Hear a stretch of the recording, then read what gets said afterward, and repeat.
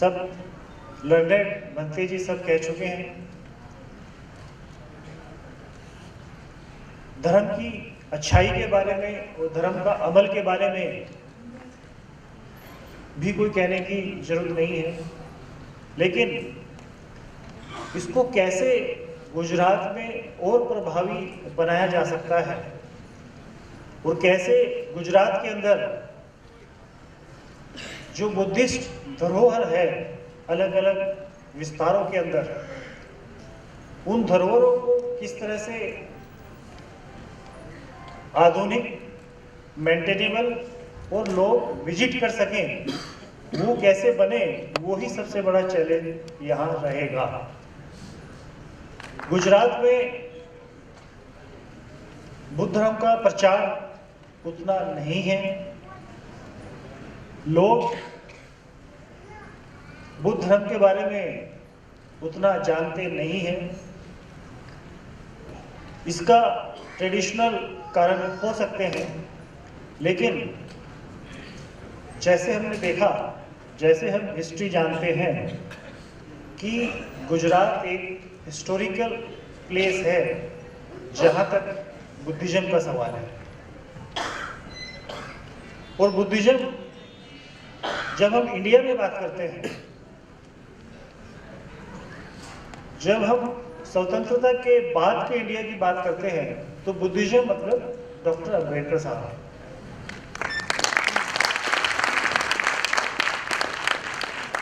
क्योंकि इससे पहले 1956 से पहले या 1900 जब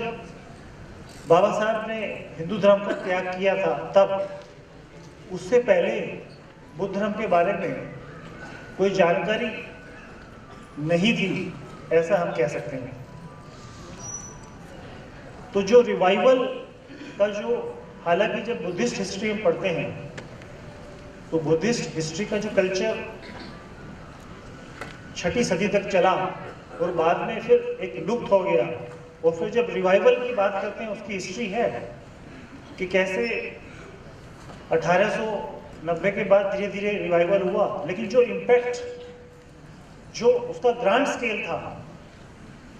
जो एक आम पब्लिक पे जो उसका प्रभाव था, वो डॉक्टर अम्बेडकर साहब के 1956 में जब उन्होंने बौद्ध धर्म अपनाया, मुझे लगता है कि उसके बाद से ही हम आज इधर गुजर। अभी प्रश्न ये उठता है कि क्या जिस स्पीड से, क्या जिस टेनेसिटी उसको कहते हैं या उसको सीरियसनेस कहते हैं, जो सीरियसनेस से डॉक्टर बाबा साहब अम्बेडकर ने सोचा था, क्या हम आज 60 साल अभी हो जाएंगे नेक्स्ट मंथ, क्या हम वो स्पीड पकड़ पा रहे हैं? और मुझे नहीं लगता कि हम वो स्पीड पकड़ पा रहे हैं, लेकिन उम्मीद कभी छोड़ी नहीं जाती है और हमें होपफुल रहना चाहिए कि हम सिर्फ जो अम्बेडकर साहब ने जो बुद्धिज्म के बारे में जो रास्ता दिलाया, उसके साथ साथ हम ना सिर्फ SC ST जो डाउन ट्रोडन है उसी को इसके बारे में समझाएं, बल्कि जो जनरल और अपर कास्ट है, जिसको कास्ट बेस्ड, जैसे ओपनिंग सेरेमनी में भी बात हुई कि जाति प्रथा मूल कारण है जो समस्याओं को उभार देता है, जो Bharat as a nation harmony में रहना चाहिए वो नहीं रह पाता है। तो क्या हम जो धर्म है, जो बुद्ध धर्म है, उसको सभी लोगों को साथ लेके चल सकते हैं? ये एक बहुत बड़ा चैलेंज है। भारत का जो संविधान है, जो डॉक्टर बाबा साहब अम्बेडकर ने ही हमें दिया है, उसमें बिल्कुल साफ है कि हर व्यक्ति फ्री है कि वो किसी भी धर्म को अपने तरीके से जी सकता है। कोई किसी को जबरदस्ती या फोर्स नहीं कर सकता। तो इसलिए एक ही रास्ता बचता है कि अगर हमें अपने धर्म का प्रचार करना है, तो हमें हमारे पास अच्छे प्रचारक जो कन्विंस कर सके, जो बता सके कि इसमें क्या अच्छाई है और कैसे इसमें जुड़ा जा सकता है, तो वो अगर आगे भत्ते जी जैसा कर रहे हैं, जैसा मैं जानता हूँ, जैसा मेरा इंटरेक्शन है, वो ना सिर्फ देश में बल्कि विदेश में भी घूमते रहते हैं और काफ़ी उनके पास नॉलेज भी है, वो एक टीम तैयार करें। और गुजरात में इसकी खास आवश्यकता है कि जैसे जैसे धीरे धीरे ये चीज़ बढ़ेगी, हमें बुद्ध धर्म की जो अच्छाइयाँ हैं, बुद्ध धर्म कैसे एक व्यक्ति के लिए, एक मानव के लिए उपयोगी हो सकता है, अगर हम वो चीज़ समझाने में सफल हो जाते हैं, तो मुझे लगता है कि जो डॉक्टर बाबा साहब अम्बेडकर का जो मिशन था वो हम पूरा कर सकते हैं।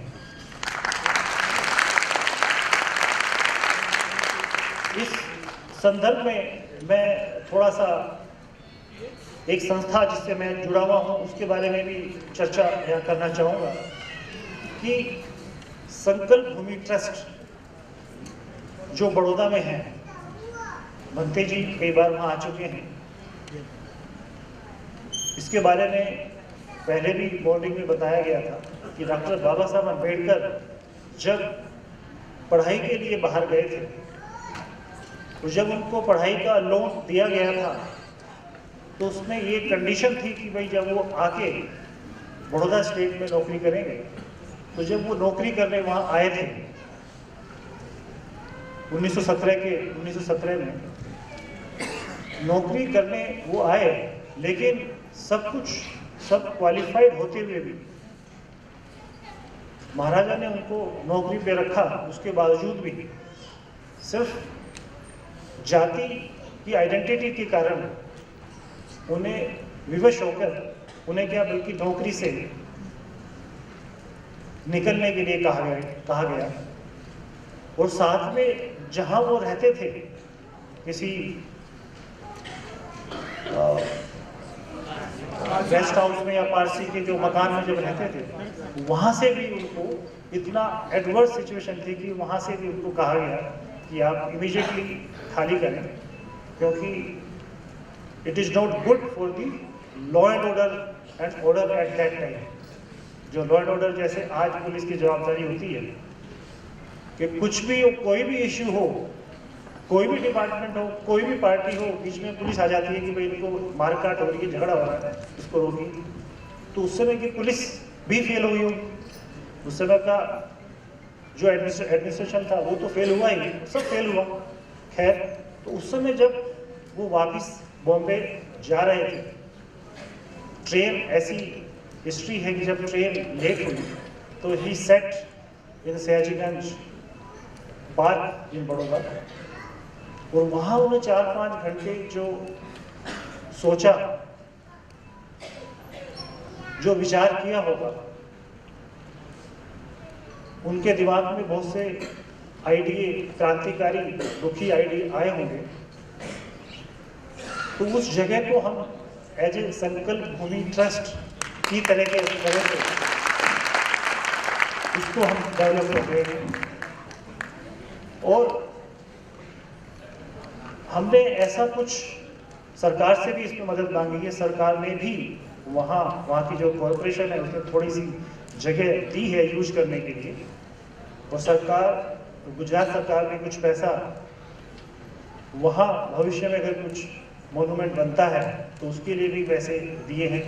MLA पटेल साहब यहाँ बैठे हैं, जो उन्होंने भी काफ़ी इसमें मदद की है। तो वो सब चल रहा है। तो मुझे आज का ये जो कॉन्फ्रेंस है, ये देखते हुए ऐसा लगता है कि भविष्य में संकल्प भूमि ट्रस्ट, जहाँ से ओरिजिनल आइडिया